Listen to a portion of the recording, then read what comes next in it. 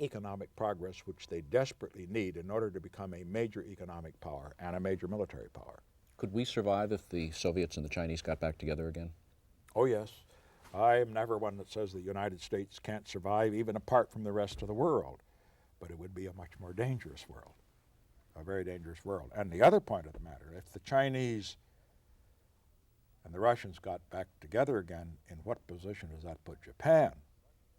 See, China is very close to Japan. Russia is very close to Japan. Japan is today and will be for the next 25 to 50 years the real big prize in Asia, much bigger than China, because Japan has a GNP equal to that of the Soviet Union today, and by the end of the century may have equaled that of the United States. Does the American foreign policy establishment understand that?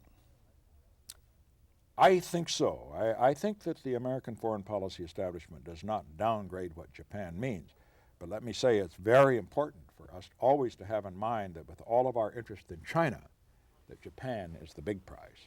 And we've constantly got to make it clear that we will work with the Japanese to provide the nuclear umbrella that they themselves, because of what they went through in World War II, will never provide on their own and shouldn't. Is there a hotline between the Kremlin and the Forbidden City like there is between the Kremlin and the White House? I don't know whether there is today.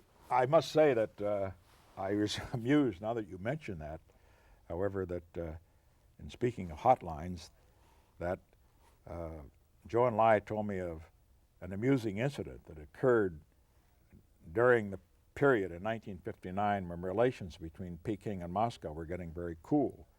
And Kosygin tried to call Zhou Enlai on the hotline phone. 67.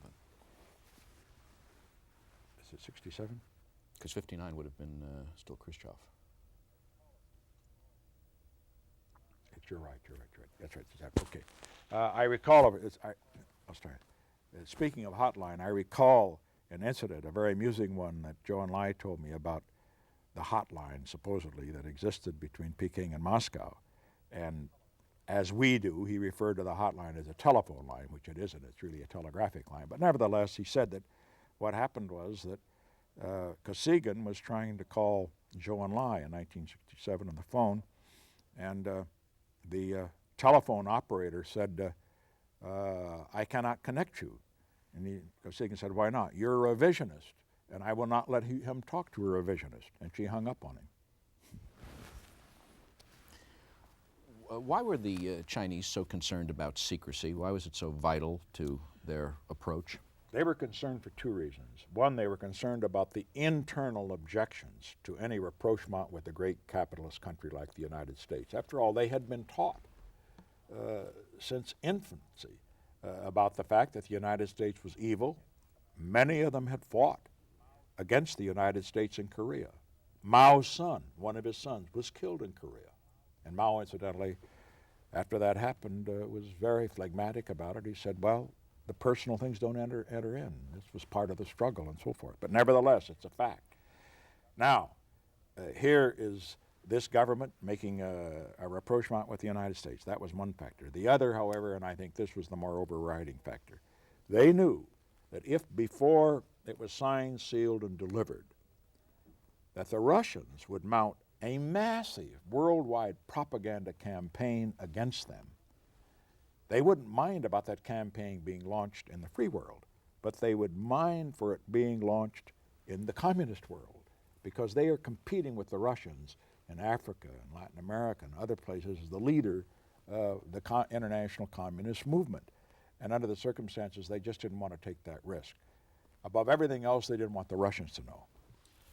Were they aware of or concerned about your problems with the Pentagon Papers? Oh, very much so. Far more concerned than most of our American media people were, and most of our congressmen and senators for that matter. In my earliest conversations with Zhou Enlai, he mentioned the Pentagon Papers. I think he mentioned it primarily because he wanted to be sure that what we were discussing then on such a matter as our relations with the Japanese, he wanted to be sure that what he said didn't get out. Let me use that as an example as to why he wanted our talks confidential.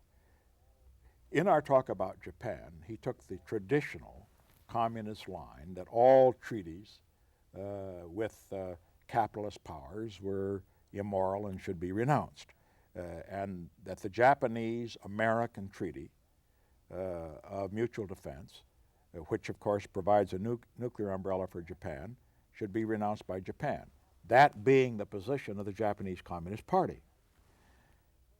However, in our conversations, we had a good, tough talk about that, and I said, look, we can renounce that treaty, but suppose we get out of the Pacific. We can go away from those Japanese waters, but someone else will be there. And under the circumstances, do you want to run that risk? He didn't say anything about it, but it's quite obvious that he was going to go along with our continuing to have that kind of a treaty. That's an example of the kind of thing he didn't want out. But the point was that insofar as the Pentagon Papers are concerned, he mentioned that, and he also mentioned that he had read about a leak that occurred, the so-called Anderson Papers. Now, what that involved was a leak of a National Security Council discussion in which I had told people in our government that they were to tilt our policy toward Pakistan at a time that India was about to jump West Pakistan after having already gobbled up East Pakistan. And under the circumstances, the leak, of course, had occurred. It appeared in Jack Anderson's column, and it really raised the devil among our supporters. You see, India is much more popular in the Congress and in the country generally than is Pakistan, and we got editorials condemning us and all that sort of thing. And nevertheless, what we did there saved West Pakistan. Pakistan wouldn't be in existence today unless we'd moved a carrier fleet in there, unless we had tilted toward Pakistan, and unless, which we did do, we had made it very clear to the Soviets, this was in December of 1971, before we would meet them in 72, that if they didn't join us in attempting to control the Indians and to bring about a ceasefire in the area, that the possibilities of our summit would be seriously reduced. We had to make it very clear, in other words, that we would not allow a client of ours, i.e. Pakistan, to be taken over by a client of the Soviet Union, i.e. India. Not that we didn't have some good relations, or some relations at least, with India as well. But I must say that one of the reasons that Zhou Enlai was so interested in the Pakistan issue, that Pakistan was very close to China. And of course, it was Pakistan, that government, Yahya, that had been the primary intermediary in working out the relationship between the U.S. and the new Chinese-American relationship. So we had a number of things going there. Just coming to the point, though, he was concerned about the Pentagon Papers, he's concerned about the Anderson Papers, and I assured him that we would do everything we possibly could to see that anything that we said between each other would not become public. Did Jack Anderson's publication of those papers do harm to the national security or vital interests of the United States? It could have, but I didn't allow it to happen. It could have because there were some in our government who felt that we should back off, that supporting Pakistan as against India didn't make sense because Pakistan had only 70 million people and India had 700 million. Well, that's like saying that supporting Israel against its 100 million Arabs doesn't make any sense. Israel only has 2.5 million, but you support whoever happens to be right, and that's what we did. Did you find out how Anderson got the papers? Oh, yes. An investigation took place, and it was a most amazing discovery. Hard to believe that it happened, but it was a yeoman, a Navy yeoman, and he got the papers because he worked for the NSC. And he had traveled with Kissinger on some of his secret trips. He went through waste baskets. He went through briefcases. And he stole the papers, however, not for Anderson, but for the Pentagon. And I must say, when I learned about it, I said to Kissinger, you know, I don't mind the Pentagon spying on us. I just assume that every government agency tries to find out what the White House is doing. And but I said, I do certainly mind a yeoman taking such papers that he got for the Pentagon and then making it available to the press in a way that's going to hurt our foreign policy. Let me put it this way. For the Pentagon to learn what we were doing didn't concern me because I felt that they would probably keep it quiet. They were going to think of the national interest. But for it to go to Jack Anderson, I knew obviously he's going to print whatever he can. He couldn't care less about the national interest. No media person really can or does.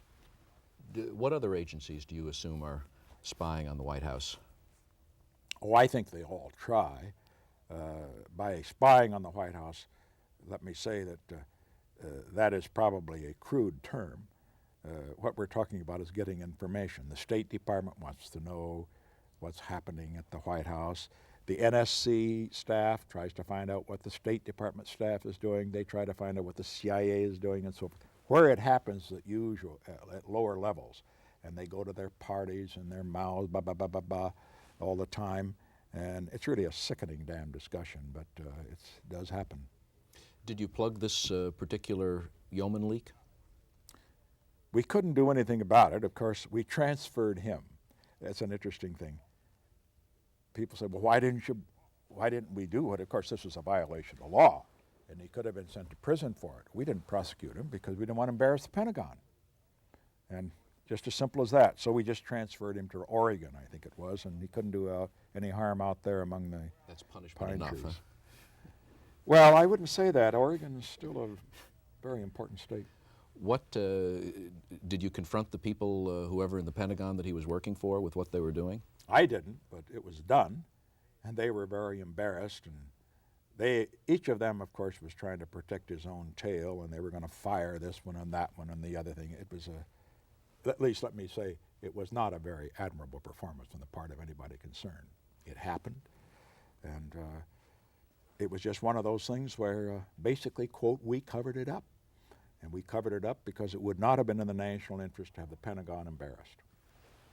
And also to have the nation embarrassed, to have the whole world know that the Pentagon's spying on the White House. Are there any reporters who, or many reporters who do care about the national interest and take it into account in what they write? Oh, I'm sure there are. There were many. I remember during World War II, it was without question, when it was a war that everybody believed in, the reporters certainly were trusted by Franklin Roosevelt and by Eisenhower and the rest, and they kept that confidence because they didn't want to risk American soldiers and so forth. But times changed. During the Eisenhower years, I felt things were pretty well. There were many reporters, people like Dick Wilson and Lyle Wilson of UPI, people of that sort that I knew were totally trustworthy and things of that sort. But as time has gone on in the television age and the highly competitive age of the investigative reporting and the rest, this whole attitude of honor among reporters, it's just nonsense for anybody in government to believe it. You've got to believe that a reporter, his first responsibility is to the story, and he'll do anything to get it and anything also to get it published. That doesn't mean they're disloyal. It doesn't mean they're bad Americans. It means that that is what they're taught, and that's and that's the only way they're going to get ahead. I understand. It's self-interest. It's not so much they're against the country or against us. I must say, in the war period, that is when it unfortunately reached a very high level. There were just a number of reporters that felt during the Vietnam War that the war was, quote, unjust and wrong and immoral. And therefore, from their position of higher morality, they had an obligation to do what they did. So consequently, instead of condemning Ellsberg, who took out the Pentagon Papers, they made him a national hero. And the same was true of those who disclosed other confidential information. In other words, disclosing information, if it's for a good purpose, is moral. If it's for a bad purpose, that's something else again. Can you describe your last meeting at the China trip with Zhou Enlai? Well, I don't remember it vividly today. I can only recall it from having checked my memoirs on it, which I wrote at least a few years closer to the time it occurred. But I remember it was a very personal meeting. Mao, as I pointed out, was a poet, but Zhou Enlai was also. His widow sent me a collection of his poetry after he died, and I have a beautiful bound volume, and if I ever get the time to learn some Chinese, I'm going to try to read it. But he started the conversation by saying that he noted I had a poetic turn of mind, and I don't know what he's referring to, and then he noted that the toast I had made at one of our dinners, I referred to the fact, this was at the conclusion of our week in China, that we'd made great progress. But then I went on to say that it is impossible, of course, in 1 week to build a bridge across a gulf covering 15,000 miles and 25 years of no communication. And then he started talking about Chinese poetry and how it related to my trip, how it dealt with some of these problems. In your memoirs, you quote a couple of the poems that he mentioned to you. Could you read those? I should have memorized them, but I think I can get it better if I read them. Well, he referred to the fact that in our dining room in that beautiful state guest house, they had a poem of from Mao on the wall. It was they put the poem, the calligraphy. It looks like modern art, except it has a lot more form to it than most modern art I've seen. And he said this was about the Lushan Mountains, and the last sentence of it read, "The beauty lies at the top of the mountain." And then he went on to say, "You've risked something to come to China."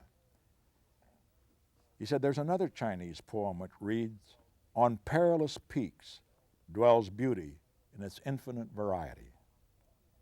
And I said, well, we're at the top of the mountain now.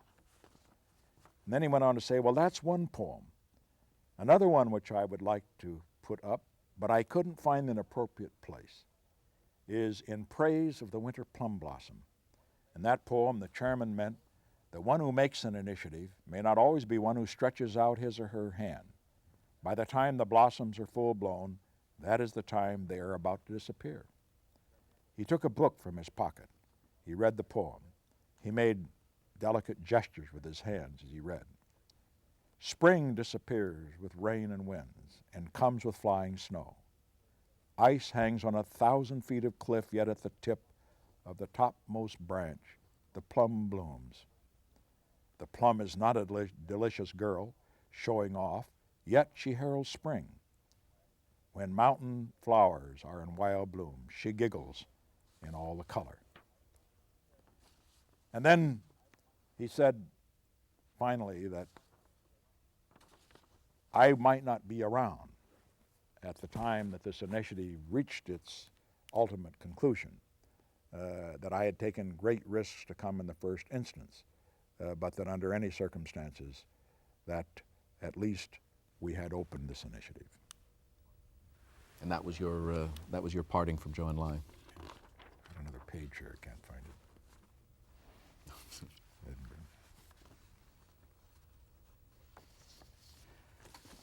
When you went back for your second trip, did you meet the ill-fated Chairman Hua? Yes. What, for those who remember him, what was he like? Stolid, tough, they're all tough, strong, unimaginative. I thought he was a good party operator, but I did not think he had any kind of charisma that would have him last too long. Do you have any personality? Very little, very little. He was, obviously had turned out to be a caretaker. What about on the next trip, you met Deng Xiaoping and also met him when he came to this country? Yeah, as a matter of fact, I've met him 3 times. I met him when he came to this country, then met him again a couple of years later, and then met him again in 1982. What's he like? He's a man of considerable ability, a little man physically. He's getting older now, and he recognizes, however, and this is very unusual for older people to recognize, that younger men must take his place. He told me that. And consequently, he's preparing his successors, which most leaders, Churchill couldn't do that, Adenauer couldn't bring himself to do that, De Gaulle couldn't bring himself to do that, but he did. It seems to be an Asian characteristic. Yoshida did the same in Japan. He prepared his successors.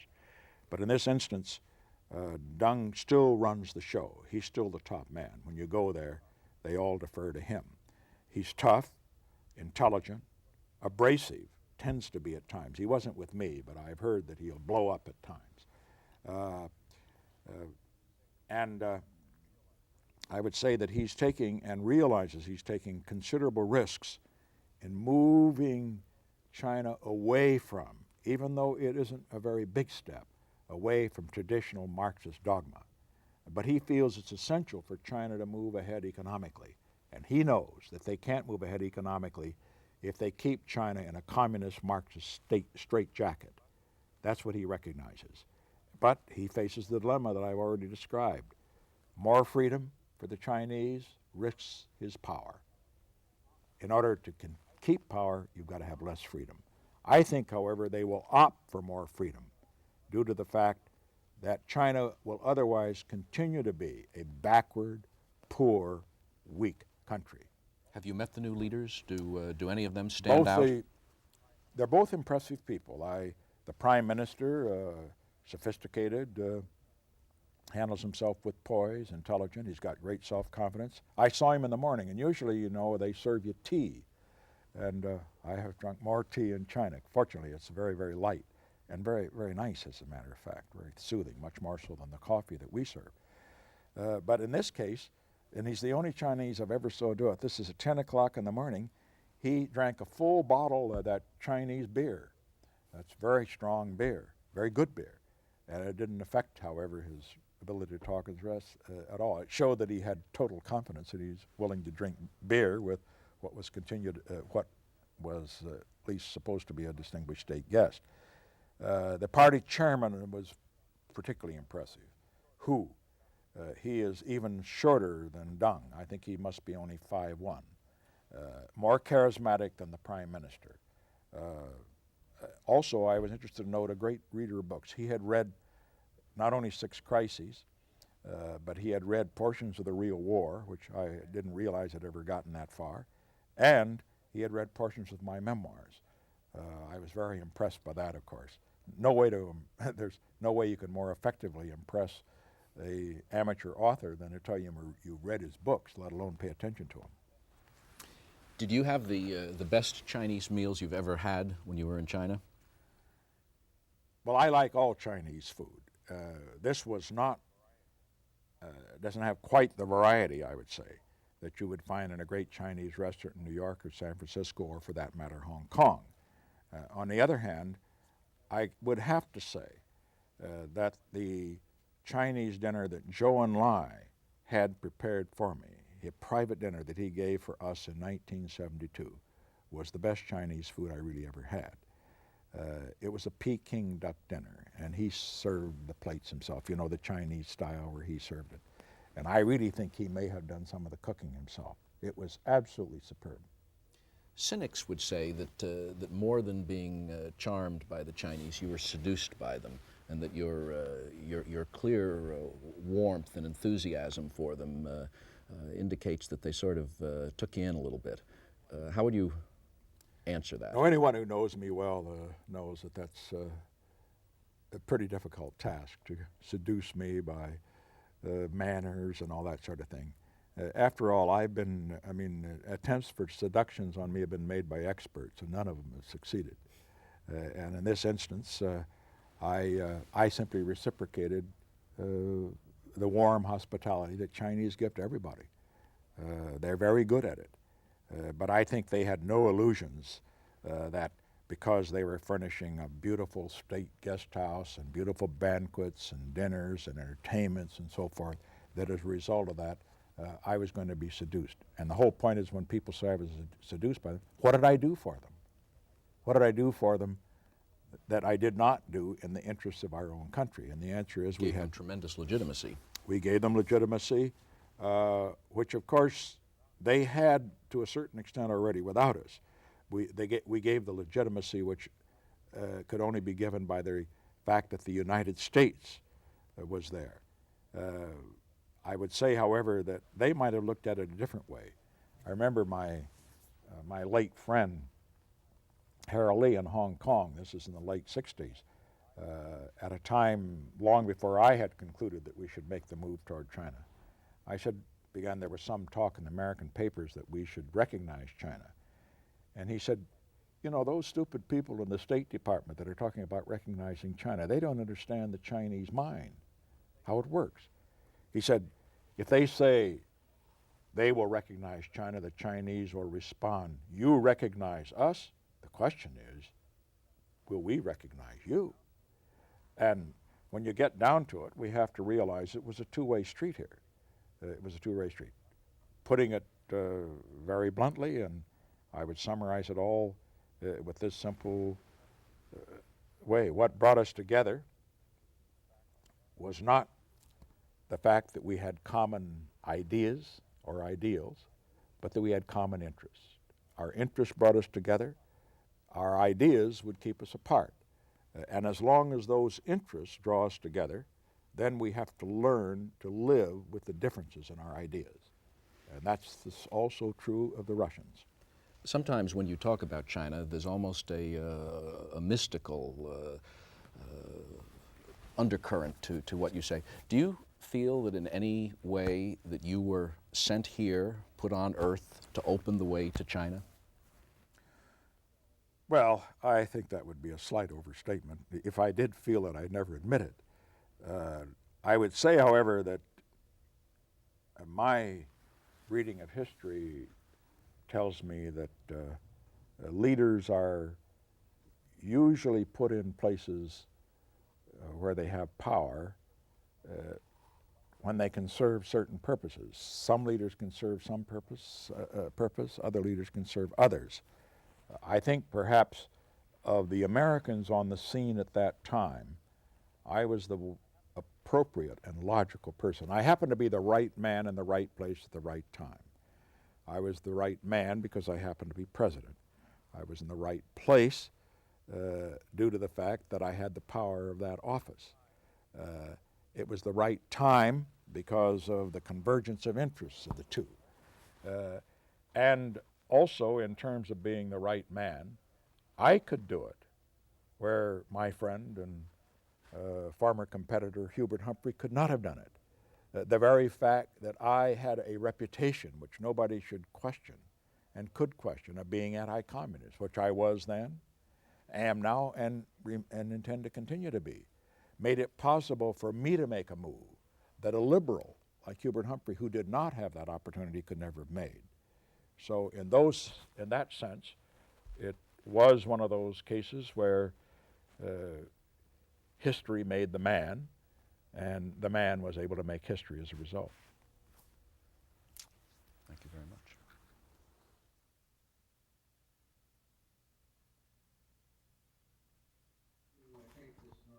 4 choruses of Happy Birthday.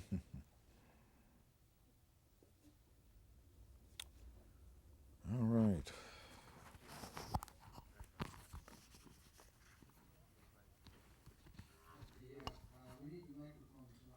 On. Oh, I thought you said take them off. That's all right. Well, it doesn't have to be as fancy this time. Oh, that's all right. Make it fancy, anyway.